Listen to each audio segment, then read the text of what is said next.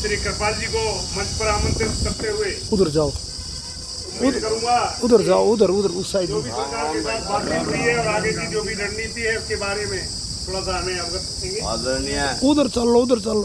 ए लो योगेंद्र शर्मा जी, संचालन कर रहे साथी, जिला के प्रधान मास्टर बलराज जी, जिला कैशियर सुरेंद्र रावत जी, चौरान जी, मेरे बड़े भाई जवान सभी बुजुर्ग, रिटायर्ड कर्मचारी साथियों, वैसे तो रिटायर तो शुरू से साथियों हैं, जब नौकरी में लगे हैं तो, पर 2012 में हमारे कुछ साथियों ने साथी आरसी जग्गा जो आज हमारे बीच में नहीं है, जरूरत महसूस की भाई रिटायर कर्मचारियों की भी डिमांड्स होती हैं।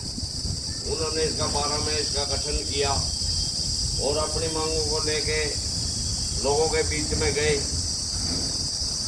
पर 12 से आज तक सरकार ने मतलब रिटायर कर्मचारी संघ से कोई बातचीत करने का न्योता नहीं दिया। बहुत चिट्ठियाँ, ज्ञापन, धरने, प्रदर्शन, ब्लॉक के जिला स्तर के कमिश्नरी रैंक के धरने, हमने ज्वाइंट एक्शन कमेटी दूसरे संगठनों से तालमेल कमेटी बना के भी धरने दिए हैं, बातचीत के लिए नहीं बुलाए। एक बारी 18 में मतलब हमारी एक मांग पे सरकार ने सहमति दी थी, खट्टर की सरकार थी, ये 65, 70, 75, 80 जो है भाई ये हम मान लेंगे, जो 80 साल में 20% की बढ़ोतरी देते हैं। और वो माननी मांग उसने भी ये कह दिया कि वित्त मंत्री उसका जवाब देगा, ये भी लागू नहीं होती।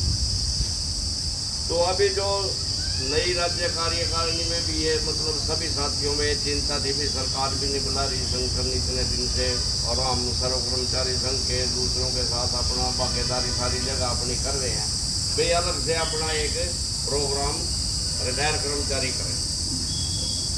11 मार्च को पूरे हरियाणा के रिटायर साथी सभी जिलों से कुरुक्षेत्र के अंदर एक दिन का धरना दिया गया।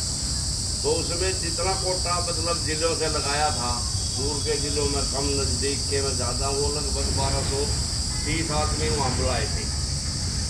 और लोगों में इतना उत्साह था अपनी मांगों के प्रति कि वहाँ 1700 से भी ज़्यादा जो अभी मीटिंग में हाजिरी काउंट की गई थी उसकी 500 से ज़्यादा साथी बुलाने से ज़्यादा पहुँचे थे।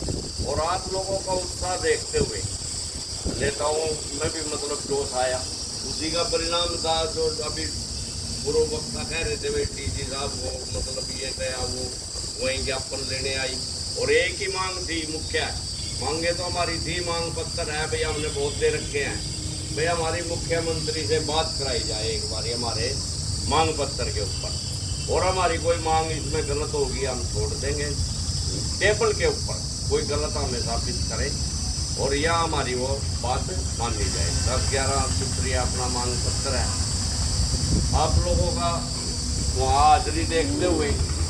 अभी आपकी ये तो क्या माननी थी, 25 मार्च में फिर ये संसद में और नई एक आपकी मांग और नई मांग पैदा कर दी, 8वें वेतन आयोग से आप लोगों को वंचित कर दिया।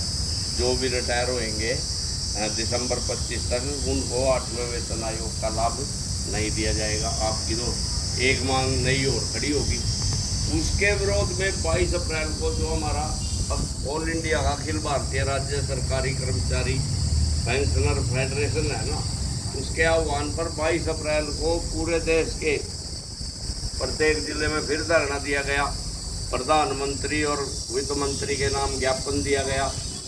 उसका परिणाम अपने राज्य प्रधान के अथक प्रयास के मतलब मीटिंग चीफ सेक्रेटरी से 22 मई को मतलब मीटिंग, और मीटिंग भी ऐसी मीटिंग हुई, कोई औपचारिकता नहीं हुई वे अकेला उसने बुलाकर बात कर ली हो। जितनी हमारी समाज कल्याण से, हेल्थ से, फाइनेंस से, जिस भी डिपार्टमेंट की हमारा मांग पत्र उनके पास था, उसमें जिस भी डिपार्टमेंट की मांग थी उसके सभी ACS वो सारा अधिकारियों का लगभग 20-25 अधिकारी उसमें लेके वो बैठे थे।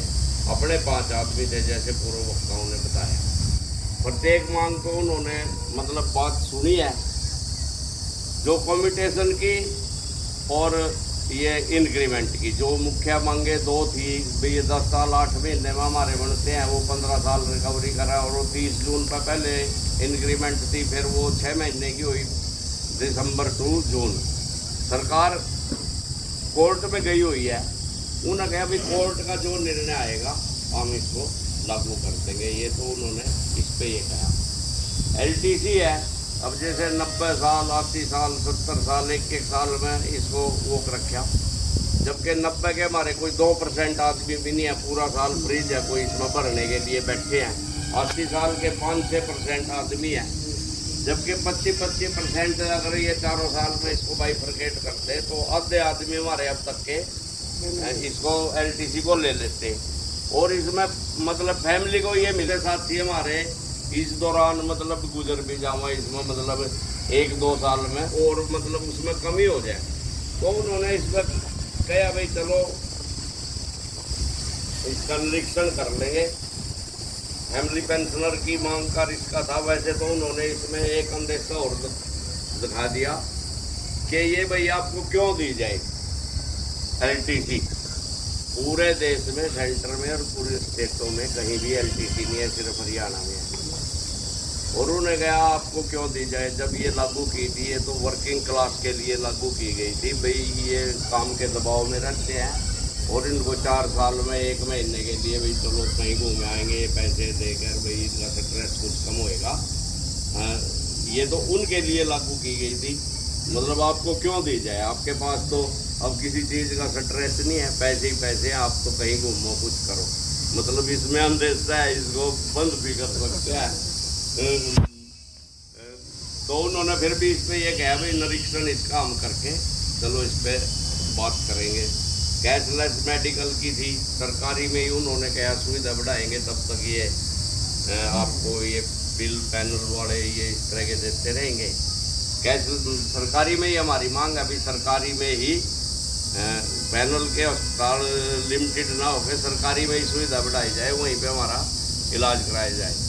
तो इस तरह की हमारी ये डिमांड थी। इसके ऊपर अभी यूनियन ने जो आपको प्रोग्राम दिए हैं 9 जुलाई का, जो ये हमारे जन संगठनों के 10 जन संगठन है, जिनमें से पूरे ऑल इंडिया लेवल का ये स्ट्राइक है जो पीछे इसमें होनी थी। ये तब ये पहलगाम मामला हो गया, ये उस टाइम रद्द हो गई थी। अब ये भाई इस पे 9 जुलाई के लिए रखी गई है।